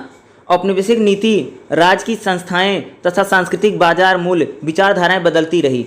ये चरण विश्व व्यवस्था पर पूंजीवाद तथा ऐतिहासिक विकास का परिणाम थे। यानी जो चरण होते थे पूरी विश्व पर क्या भैया? पूंजीवाद तथा ऐतिहासिक विकास के ही परिणाम से होते थे। वह महानगरीय साम्राज्यवादी देश हैं, यानी वह महानगरीय जो साम्राज्यवादी देश थे, सामाजिक आर्थिक तथा राजनीतिक विकास के बदले स्वरूप में विश्व अर्थव्यवस्था की राजनीति जिस पर परिणाम निकला। उपनिवेश का अपना एक ऐतिहासिक विकास होता है, यानी जो उपनिवेशवाद होता है वह धीरे धीरे क्या होता है भाई मेरे, उसका ऐतिहासिक डेवलप होता है। इसके चरणों के स्वरूप निर्धारित हुए जिनकी महत्वपूर्ण। उपनिवेशवाद का हम पहला चरण देखते हैं, ठीक है। देखिए इस चरण में 2 आधारभूत उद्देश्य हैं। पहले का व्यापार पर एकाधिकार। उदाहरण के लिए ईस्ट इंडिया कंपनी द्वारा भारतीय माल सस्ते में खरीदने के लिए व्यापार पर एकाधिकार आवश्यक था। यानी ईस्ट इंडिया कंपनी जो है भारतीय माल सस्ते में खरीदने के लिए व्यापार पर एकाधिकार आवश्यक था। युद्ध के जरिए यूरोपीय प्रतिस्पर्धाओं से दूर रखा गया। यानी जैसे ईस्ट इंडिया कंपनी भारत में आती है तो ईस्ट इंडिया कंपनी क्या करती है कि भारतीय जो माल है वही खरीद सके, उसके लिए एकाधिकार। यानी एकाधिकार का मतलब होता है कि सिर्फ ईस्ट इंडिया कंपनी ही भारत में क्या करे, भारतीय मालों को सस्ते में खरीदने के लिए उसको वही खरीद सके, बाकी अन्य कोई कंपनी में खरीद सके। युद्ध के जरिए ये जो प्रतिस्पर्धा थी उसको दूर रखा गया। भारतीय व्यापारियों को लाभपूर्ण व्यापारी, यानी जो भारतीय व्यापारी होते थे उनको व्यापार से वंचित करने के लिए राजनीतिक स्तर पर क्षेत्रीय जीत करके या अधिकार जमा, यानी जो भारतीय व्यापारी होते हैं वह क्या कह सकते हैं भाई, वह भारतीय व्यापारी जो हैं वह कच्चे मालों को खरीद ना सकें, अपने प्रोडक्ट को बेच न सकें, इसलिए उन्होंने क्या राजनीतिक विस्तार किया। क्या भारतीय व्यापारियों को लाभ से वंचित करने के लिए उन्होंने क्या राजनीतिक स्तर के क्षेत्र को जीत लिया और अपना अधिकार जमा लिया। किसने? ईस्ट इंडिया कंपनी ने। राज्य शक्ति का उपयोग करके राजस्व या अधिशेष की सीधी वसूली की जाती थी। यानी राज्य की शक्ति को कंट्रोल कर लेना जब राज्य की शक्ति यानी जैसे भारत की शक्ति को उन्होंने कंट्रोल कर लिया तो अधिशेष यानी राजस्व की वसूली की जाती थी। यूरोपीय शक्तियां और देसी राजाओं के खिलाफ युद्ध करने के लिए बड़ी मात्रा में धन की जरूरत है। यानी जब यूरोपीय शक्तियां होती थी, जैसे ईस्ट इंडिया कंपनी भारत में थी, तो देसी राजाओं के खिलाफ युद्ध करना है या यूरोपीय शक्तियों के साथ लड़ाई करनी है, उसके लिए बड़ी मात्रा में धन की जरूरत होती थी। यह धन उपनिवेश के राजस्व से ही प्राप्त होता था। यानी जो धन होता था भैया वो भारत से ही प्राप्त करते हैं। जैसे मैं बोल रहा हूँ, जैसे ईस्ट इंडिया कंपनी है, ईस्ट इंडिया कंपनी को जब जैसे भारत के राजाओं से लड़ना था, फ्रांस है या पुर्तगाली है या इतनी और कंपनियां भारत में आई थी, उनसे भी लड़ाई लड़ने के लिए क्या भारत से ये क्या करती, राजस्व को लेती थी, वही धन को क्या करती थी, वह युद्धों में लगाती थी। या यह धन उपनिवेश राज्य से ही प्राप्त होता था। उपनिवेश से वसूले गए राजस्व से उपनिवेशिक वस्तुएं खरीदी जाती, यानी उपनिवेश से जो धन प्राप्त होता था उसके लिए उपनिवेशिक जो वस्तुएं होती थी वह खरीदी जाती थी। इसका मुख्य कारण यह है कि साम्राज्यवादी देश स्वयं की जरूरतों की वस्तु खरीदने का उत्पादन है। जो साम्राज्यवादी देश होते हैं स्वयं की जरूरत की जो वस्तुएं होती हैं उसको खरीदने के लिए वस्तुओं का उत्पादन नहीं करते थे, और उपनिवेश से खरीदे गए माल और सोने तथा चांदी का भुगतान करना उस समय के वाणिज्य सोच के अनुकूल नहीं था। उपनिवेश पर राजनीतिक आधिपत्य स्थापित करने के बाद उसका शोषण नहीं, यानी जब कोई उपनिवेश होता है, जब उस पर राजनीतिक आधिपत्य स्थापित हो जाता है तो क्या उसका शोषण किया गया था। तथा अधिशेष पर अधिकार, यानी जो अधिशेष होता था, यानी जो वहाँ पर पूंजी होती थी जितनी बची हुई उस पर क्या उन्होंने अपना कब्जा जमा लिया था। ठीक है, उपनिवेश से प्राप्त राजस्व की पदाधिकारियों को ऊंचे वेतन दिए जाते थे। यानी उपनिवेश से जो प्राप्त जो राजस्व होता था, जो अंग्रेजी या जो पदाधिकारी होते थे उनको उच्च वेतन दिए जाते थे। कंपनी तथा निगमों को मुनाफे कमाया। यह माना जाता है कि प्रथम चरण में भारत में ब्रिटेन क्या होने वाले धन की निकासी ज़्यादा थी। प्रथम चरण में भारत में ब्रिटेन को होने वाले धन की निकासी काफ़ी ज़्यादा है। यह उस समय ब्रिटेन की राष्ट्रीय आय का 2% से लेकर के 3% था। राष्ट्रीय आय का क्या 2%, नहीं, भारत से जो माल जाता था, पैसा जाता था, वो ब्रिटेन की जीडीपी का यानी राष्ट्रीय आय का 2 से 3% था। यह अवश्य याद रखना चाहिए कि इस चरण में प्रशासन, न्यायिक व्यवस्था, परिवहन, संचार साधन, कृषि और औद्योगिक उत्पादन के तरीके, व्यवसाय, शिक्षा, बौद्धिक स्तर, संस्कृति, कोई आधारभूत परिवर्तन नहीं किया। यानी अंग्रेजों ने जो पहला चरण था, जैसे यहाँ पर प्रशासन है, कानून है, परिवहन है, शिक्षा है, कृषि है, यानी इन किसी भी क्षेत्रों में कोई परिवर्तन नहीं किया। परिवर्तन केवल सैन्य संगठन है, नहीं भैया, वो सिर्फ सेना को बना रहे थे और प्रौद्योगिकी तथा राजस्व प्रशासन के ऊपरी हिस्सों को किया। हस्तक्षेप न करने का कारण यह था कि प्रथम चरण में उपनिवेशिक परंपरागत अर्थव्यवस्था और राजनीतिक व्यवस्था पर आरोपित कर दिया। नहीं, पहले क्या करते, यहाँ की जो अर्थव्यवस्था तथा राजनीतिक व्यवस्था है उसको क्या करना, उस पर कंट्रोल करना चाहते थे। यदि आर्थिक अधिशेष वसूली में परेशानी नहीं होगी तो पहले के शासकों द्वारा जितना गांव को केंद्रीय अर्थव्यवस्था को जोड़ लिया था उससे अधिक उपाय करने की जरूरत नहीं थी। जितना राजाओं ने कंट्रोल कर लिया था उतने ही, ठीक है। पहले चरण में बता रहे हैं कि जैसे इन्होंने हस्तक्षेप न करने का प्रथम चरण यह था कि जैसे यहाँ पर इन्होंने क्या बोला, जैसे इन्होंने बोला न्यायिक प्रशासन, इन सभी चीज़ों में परिवर्तन नहीं चाहते थे।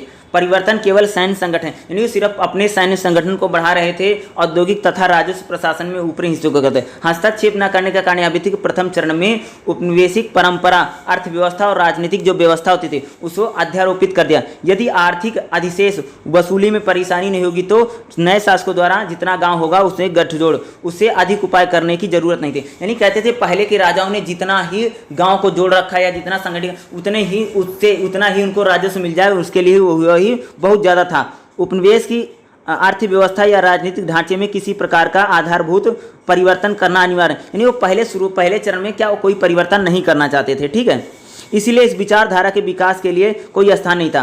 परंपरागत मूल्य, धर्म, रीति रिवाज, मान्यता की समझ और आलोचना पर ध्यान नहीं दिया गया। यानी शुरू में जैसे धर्म है, रीति रिवाज है, मान्यता, इन किसी भी चीज़ों पर उन्होंने ध्यान दिया। सिर्फ यहाँ से धन संपदा को ब्रिटेन में भेजने का और ज़्यादा से ज़्यादा राजस्व इकट्ठा करने का प्लान था।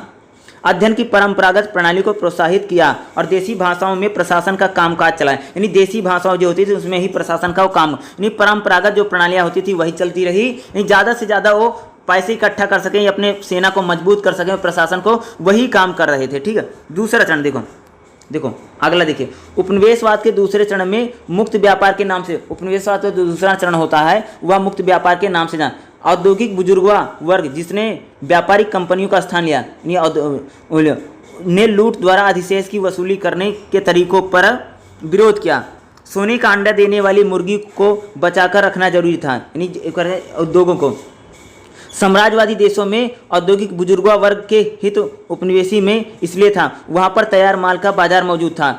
इसके लिए उपनिवेश से निर्यात बढ़ाना जरूरी था, यानी जो उपनिवेश था वहाँ पर निर्यात बढ़ाना जरूरी था। हालांकि आयातित माल जो था वह खरीदा जा सके। देखो यहाँ पर जो बात कर रहे हैं समझने की समझो। देखो मुक्त व्यापार का है, जैसे मान लो जैसे ब्रिटेन है, ठीक है, जैसे ब्रिटेन है, ठीक है, ब्रिटेन ने क्या कर लिया, भारत को गुलाम बना लिया, ठीक है, ब्रिटेन ने क्या कर लिया, भारत को अपना उपनिवेश बना लिया। तो दूसरे चरण में क्या होता था, जैसे ब्रिटेन में बहुत सारे उद्योग धंधे लग गए थे, ठीक है, तो ब्रिटेन में जो बहुत ज़्यादा उद्योग धंधे लग गए थे, दूसरे चरण में क्या होता था कि ब्रिटेन की जितनी भी कंपनियां वो आकर के क्या करती थी, भारत में अपना प्रोडक्ट बेचती थी। क्या करती थी भाई मेरे, भारत में अपना प्रोडक्ट। जैसे ब्रिटेन में पहले चरण में उन्होंने सोचा कि हम भारत पर कब्जा जमा ले, उपनिवेश बना ले और ज़्यादा से ज़्यादा चीज़ों को हम यहाँ से लेकर जाएं, और अब ब्रिटेन के यानी कह सकते कच्चा माल वहाँ पर लगा। दूसरे चरण में क्या होता है कि मुक्त व्यापार, यानी अब जो ब्रिटेन की जो कंपनी थी, जो उद्योग धंधे थे, वो क्या होते, अपना प्रोडक्ट जो होता था, अपना जो सामान होता था वहाँ आकर बेच सके, इसको लेकर के किया गया, ठीक है। यानी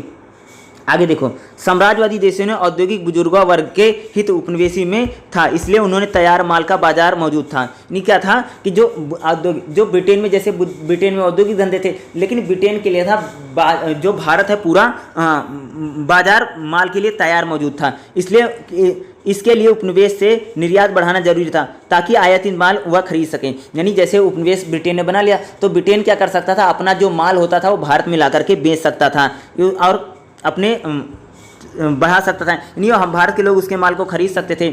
साम्राज्यवादी महानगरीय देशों का बुजुर्गों वर्ग उपनिवेशियों का कच्चे माल के उत्पादक के रूप में विकसित करना चाहते थे ताकि वह साम्राज्य के बाहर स्रोतों पर निर्भर न रहने, यानी साम्राज्य के बाहर जो ब्रिटेन था वह भारत से ज़्यादा कच्चा माल ले जाना चाहता था ताकि वह अन्य किसी चीज़ों पर वह निर्भर ना रहे। उपनिवेश की निर्यात बढ़ने से उन्हें ऊंचे वेतन तथा व्यापारियों को अधिक मुनाफा देने के लिए भी सहूलियत होती है। व्यापार को सामाजिक अधिशेष से प्राप्त करना था। देखो नए तरीके से शोषण करने के लिए आर्थिक, राजनीतिक और प्रशासनिक, सामाजिक और सांस्कृतिक तथा वैधानिक ढांचे को रूपांतरित करना जरूरी था। यानी कह रहे हैं कि दूसरे चरण में क्या होता था कि भारत का ज़्यादा से ज़्यादा शोषण करने के लिए या ज़्यादा से ज़्यादा लाभ कमाने के लिए उपनिवेश के दूसरे आर्थिक है, राजनीतिक है, प्रशासनिक है, सामाजिक है, सांस्कृतिक है, यानी वैधानिक सभी ढांचों को बदलना जरूरी था। इसके लिए विकास और आधुनिकीकरण का नारा दिया गया। उपनिवेशवाद को विश्व पूंजी अर्थव्यवस्था, यानी उपनिवेशवाद को जो विश्व पूंजी जो अर्थव्यवस्था होती थी और मात्र राष्ट्र से जोड़ा गया। विदेशी व्यापार पर सारे प्रतिबंध और शुल्क हटा ले, यानी विदेशी व्यापार पर क्या होता, जो प्रतिबंध होता था, जो शुल्क होता था, उसको हटा लिए गए। पूंजीवादी खेती करने तथा व्यापार तथा परिवहन, खनन आदि के क्षेत्र में करने की छूट दे दी गई। पूंजीवादी खेती की शुरुआत हुई। कच्चे माल को बंदरगाहों से बड़ी मात्रा में निर्यात करने के लिए रेलवे, धीरे धीरे रेलवे का विस्तार, आधुनिक डाक सेवा, तार व्यवस्था स्थापित, प्रशासन का विस्तार किया गया, यानी जो प्रशासन था उसका विस्तार किया गया ताकि आयातित माल को आसानी से गाँव से भेजा जा सके और कच्चा माल निकाला जा सके। पूंजीवादी वाणिज्यिक लागू किए, आधुनिक को वैधता प्रदान की गई।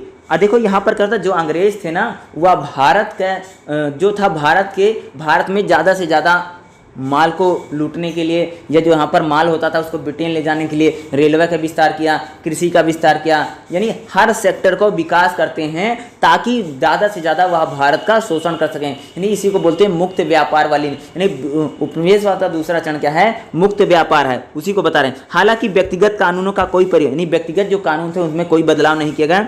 नए प्रशासन को संभालने के लिए आधुनिक शिक्षा, यानी भारत में जो प्रशासन है उसको सही से चला सकें, भारतीय लोगों को नई शिक्षा नीति बनाई गई। यह उम्मीद की गई कि पश्चिमीकरण से आयातित वस्तुओं में, ये अगर पश्चिमीकरण होगा तो यहाँ पर जो जैसे मान लो कि ब्रिटेन के यहाँ पर कपड़े बनते थे तो ब्रिटेन के कपड़े भारत के लोग खरीदें, इसके लिए यहाँ पर इनकी सभ्यता संस्कृति में परिवर्तन करना चाहते थे। ठीक है। राजनीतिक विचारधारा के क्षेत्र में, अगर राजनीतिक विचारधारा के क्षेत्र में देखो, उदारवादी साम्राज्यवादी पर बल दिया, यानी उदारवादी साम्राज्यवाद पर बल दिया गया। उपनिवेश के लोगों ने स्वशासन सीखने के लिए दृष्टिकोण अपनाया। यह विश्वास जाहिर किया कि औपचारिक राजनीतिक नियंत्रण समाप्त होने के बावजूद आर्थिक संबंध कायम रहेंगे। आधुनिकीकरण की इस अवधारणा के साथ साथ मौजूदा सामाजिक, आर्थिक और राजनीतिक जीवन शैलियों में आलोचना की। विकास को विचारधारा के सामने रखा गया। इसके पीछे मंशा यह थी कि देश को जानबूझकर कल अल्प विकसित रखा जाए। यानी जो ब्रिटेन के लोग थे वो कहते थे कि हम आपका विकास करेंगे, डेवलपमेंट करेंगे, लेकिन वह जानबूझ करके कह सकते हो कि वह क्या रखा, अल्प विकसित रखे जाते थे। अल्प विकसित का उद्देश्य नहीं बनाया, परंतु उपनिवेशवाद के तहत बाजारों की कार्य पद्धति आंतरिक अंतर्विरोधों के परिणाम स्वरूप होना था। अतः अल्प विकास को नहीं बल्कि केवल विकास को ही साम्राज्यवादी, यानी अल्प विकास को नहीं बल्कि विकास को ही साम्राज्यवादी सिद्धांत ही मौजूद था। तीसरा चरण देखेंगे, ठीक है। थर्ड चरण क्या है? 19वीं शताब्दी के मध्य तक विश्व पूंजीवादी की प्रकृति में कुछ महत्वपूर्ण परिवर्तन है। यानी पूंजीवाद में चेंज आता है, परंतु इंग्लैंड के अलावा अन्य देशों में औद्योगिकरण फैल गया और ब्रिटेन की सर्वोच्चता समाप्त। पहले जो ब्रिटेन था वो बहुत ज़्यादा सर्वोच्च औद्योगिकरण था, धीरे धीरे क्या था भाई मेरे, ब्रिटेन की जो सर्वोच्चता होती है वह समाप्त हो जाती है। बाजार, कच्चे माल, खनन स्रोतों के कारण तीव्र प्रतिस्पर्धा शुरू हुई। यानी अब धीरे धीरे कह सकते हैं कि बाजार, कच्चे माल और सभी चीज़ों में क्या कंपटीशन बहुत ज़्यादा बढ़ जाता है, ठीक है। काफ़ी पूंजी जमा हो गई, इससे निवेशता करने के लिए अच्छे और लाभप्रद अवसर की तलाश। यानी अब जिन देशों के पास उपनिवेश थे वह बेहतर स्थिति में थे, क्योंकि जिन क्षेत्रों पर उनका अधिकार था। इसके अलावा अपने घरेलू राजनीतिक असंतोष से लोगों का ध्यान हटाने के लिए आपस में संघर्षरत थे और सामाजिक वर्गों तथा साथ जोड़ने के लिए साम्राज्य तथा उसकी प्रक्रिया का इस्तेमाल। यानी कह सकते हैं कि जिन लोगों के पास उपनिवेश थे तो सही थे, जिन लोगों के पास उपनिवेश नहीं थे उनको संघर्ष का सामना करना, क्योंकि उनको नए नए बाजार की तलाश करनी थी, ठीक है। उपनिवेशवाद के तीसरे चरण में उपनिवेश पर नियंत्रण अत्यधिक सघन हो गया। प्रक्रियावादी विचारधारा का प्रोत्साहन मिला। प्रशासन व्यापक और कुशल हो गया, यानी नौकरशाही जो होती थी का नियंत्रण बढ़ गया, क्योंकि अब सघन नियंत्रण के लिए आवश्यक था। इस समय स्वशासन की बात नहीं की जाती थी, इसके स्थान पर हितकारी तानाशाही की नई विचारधारा सामने आई, जिसके अनुसार उपनिवेशिक जनता को एक शिशु के रूप में देखा गया। इसके लिए हमेशा ही एक भाव की जरूरत होगी। द्वितीय चरण में जिस आधुनिकीकरण और पश्चिमी शिक्षा की बात की गई थी, तीसरे चरण में उसका कोई, यानी तीसरा जो चरण होता भैया उसमें शिक्षा का विस्तार नहीं करना है, बल्कि डंडे के जोर पर यानी उपनिवेशवाद को करना है। नहीं कह सकते हैं कि हिंसा के जरिए, क्या नहीं कह सकते शोषण के जरिए, यानी हिंसक उपनिवेशवाद को यहाँ पर यानी कह सकते तानाशाही उपनिवेशवाद को बनाया गया। उपनिवेशवाद के भीतर दो प्रकार के अंतर्विरोध थे। एक बाहरी था जो उपनिवेश के लोग और अर्थव्यवस्था के बीच में साम्राज्यवादी विरोधी आंदोलन, नहीं कह सकते जो देश उपनिवेशवाद बने थे वहाँ पर क्या था, उपनिवेश को लोगों भाई वहाँ पर विरोध होता था, लोग उसका विरोध करते थे। दूसरा आंतरिक विरोध, जिसमें उपनिवेशवाद द्वारा महानगरीय साम्राज्यवादी देशों के पूंजीपति वर्ग के हितों को पूरा न कर पाने पर असमर्थ था। तीसरे चरण में महानगरीय जो पूंजीवादी लोग थे उनका इस्तेमाल, कच्चे माल का निर्यात बढ़ा। इस कारण से क्या था, जो सीमित जो आधुनिकरण हुआ, यानी कह सकते हैं जो ब्रिटेन में जो हुआ था, जो सीमित आधुनिकरण हो रहा था उसको बताएं। उपनिवेशवाद की अवधारणा में देखोगे अंतर्विरोध सामने, यानी उपनिवेशवाद की जो अवधारणा थी उसमें धीरे धीरे अंतर्विरोध यानी सामने आते हैं और उपनिवेशों के शोषण की बाधा पहुंचाई। तीसरे चरण में की स्थिति में उपनिवेशवाद के अंतर्गत सामान्य नहीं रहा, यानी उपनिवेशवाद का जो तीसरा चरण रहा वह सामान्य नहीं उत्पन्न होती है। अधिकांश पुराने उपनिवेशों से पूंजी का निर्यात किया जाता था।